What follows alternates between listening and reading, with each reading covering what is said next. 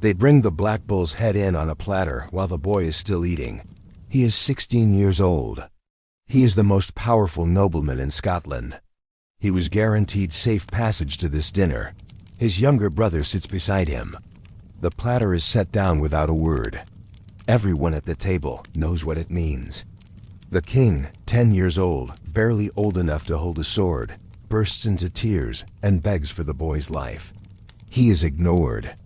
Before the meal ends, both brothers are dragged from the table, given a trial that lasts minutes, and beheaded in the courtyard outside Edinburgh Castle, the most visited tourist site in Scotland. Over 2 million visitors a year. This is what it was built to do, and what it kept doing for 6 more centuries. The full record of what happened inside these walls, and on the ground just outside them, has been buried under gift shops and guided tours. Tonight we pull it back up. Edinburgh Castle sits on a volcanic rock that has been fortified for over 1,000 years. The rock itself rises almost 400 feet above the city. There's no approach that isn't exposed.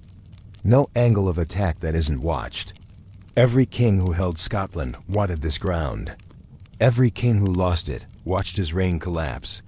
By the 15th century, this is not simply a fortress. It is the machinery of Scottish power, the place where decisions are made, where rivals are neutralized, and where the crown is physically stored when it is not being worn. The city below the castle stinks of animal waste and rotting timber. Candles cost more than bread. Your priest hears your confessions and reports upward. Your landlord knows your debts. The castle knows everything else. Scotland in 1440 is a kingdom fracturing from within. The king is a child. Powerful noble families circle the throne like wolves. And the man who controls the child controls the country. That man is Sir William Crichton, Lord Chancellor of Scotland.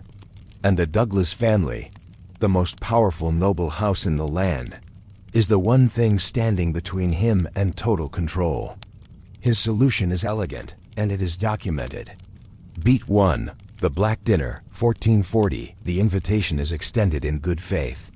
Safe passage is promised. The young William Douglas, 6th Earl of Douglas, and his brother David travel to Edinburgh Castle to dine with their king. A contemporary ballad survives that records what happens next. Edinburgh Castle, town and tower, God grant thou sink for sin, and that even for the Black Dinner, Earl Douglas got therein. The Black Bull's head arrives at the table. In 15th century Scotland, this is not ambiguity. It is a public announcement of death. The Douglas brothers are seized. A trial is conducted. Witnesses, charges, verdict, in under an hour. Both boys are beheaded on the castle esplanade before nightfall. William Douglas had committed no crime. He was powerful. He was a threat. That was sufficient. The king's tears change nothing. Crichton's control of the crown is secure for another decade. The esplanade where those boys die is the same open ground where, today, the Edinburgh military tattoo is performed every August, where families take photographs, where children eat ice cream in August sunlight. The stone has not moved.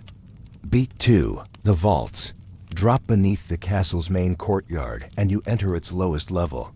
Stone vaults cut into the volcanic rock, dark even at noon, cold in every season. For 3 centuries, these rooms serve as a prison. During the 7 Years' War, the American Revolutionary War, the Napoleonic Wars, thousands of prisoners of war are held in these vaults. French soldiers, American privateers, men captured at sea and brought here because there was nowhere else to put them. No windows, minimal light, packed together with disease moving freely between them. Some of those men have nothing to do and nowhere to go. So they carve their names, their ships, playing cards, coats of arms, faces, the things they remember from home. Those carvings are still in the stone walls. You can visit them. The castle authorities have left them exactly as found, because there is nothing else to do with them. The prison records document deaths. They document years of confinement. In some cases, they document men who enter the vaults and do not leave them. What the records do not document, what they were never designed to capture, is what it costs a man to scratch his name into a wall and hope someone someday reads it. Beat 3. The boy born in the closet in June 1566, in a room barely large enough to turn around in. Mary, Queen of Scots, gives birth to the child who will become James VI of Scotland and James I of England.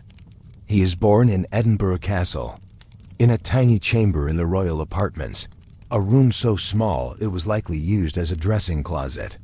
He will go on to commission the King James Bible, unify the Scottish and English crowns, and shape the English-speaking world for 400 years.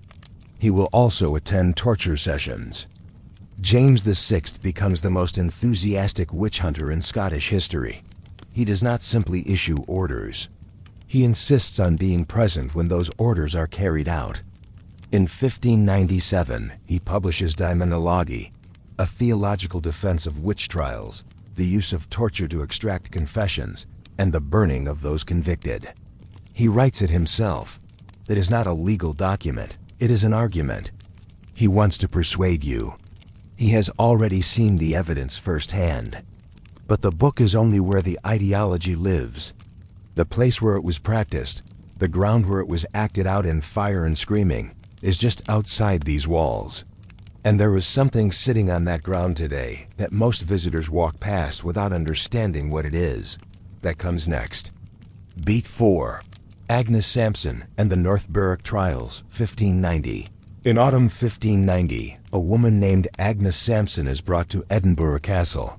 She is accused of using witchcraft to raise storms in the North Sea. Storms designed, it is alleged, to sink the ships carrying King James VI and his new queen back from Denmark. What happens to Agnes Sampson in this castle is not rumor. It is recorded in the official trial transcripts, which survive in the National Archives of Scotland. She is kept awake for days.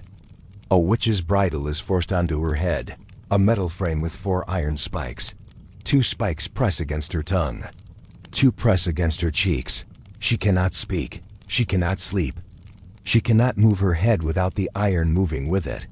She confesses. James VI personally confronts her. According to the trial record, she speaks privately to him, telling him things about his wedding night. Words exchanged in private between him and his queen that no one else could know. The king calls her a liar. She repeats the words exactly.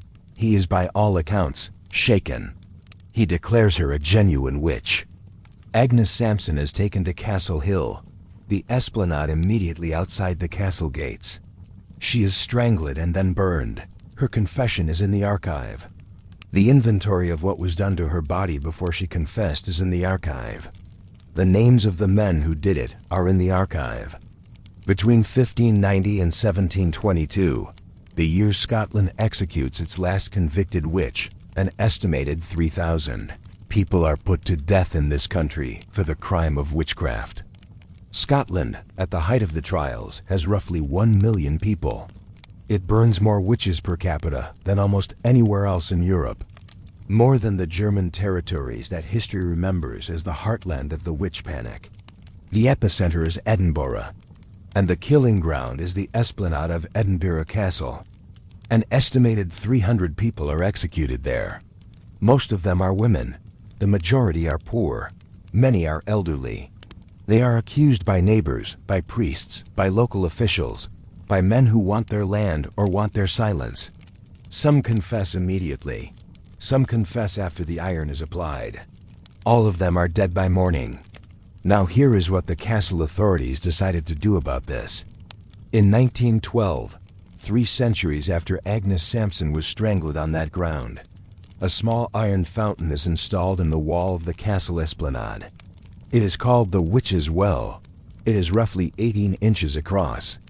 It has a small decorative face carved into the metal. It is the memorial for 300 people burned alive. Tourists walk past it every day on their way to the ticket desk. Most do not stop. Those who do stop take a photograph and move on. The castle has decided this is sufficient. James VI, born in this building, the man whose theology sent Agnes Sampson to that ground. His Bible is still read aloud in churches every Sunday. His face appears on statues. His name appears on streets. Agnes Sampson gets a footnote in the trial record, and a fraction of a fountain she shares with 299 others. That is not coincidence. That is how power manages its own history. Edinburgh Castle has outlasted every king who used it, every family who bled for it, every prisoner who died in it. It has been rebuilt, besieged, surrendered, recaptured. It has held crowns and corpses. It has generated paperwork for executions and paperwork for royal births in the same calendar year. And now it generates postcards. This is what power does in the long run. It does not vanish, it rebrands. The killing ground becomes the heritage site. The torture chamber becomes the guided tour. The confession extracted under iron becomes the historical curiosity, read in an archive by researchers who note it carefully and move on. The castle stands because the castle was always meant to stand. It was built to be permanent, to make the power it represented feel permanent, feel inevitable, feel like the natural order of the world. The boy William Douglas, beheaded at 16 because he was too powerful to be allowed to live, he is a footnote. The king who wept and did nothing, he has a portrait in the royal apartments.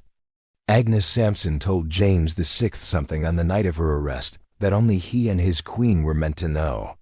The record does not tell us what it was. It tells us he was shaken. It tells us she was burned. Whatever she said, whatever private knowledge she carried, it died with her on that esplanade. The castle is still standing. If you want more history they buried, subscribe. New video every day.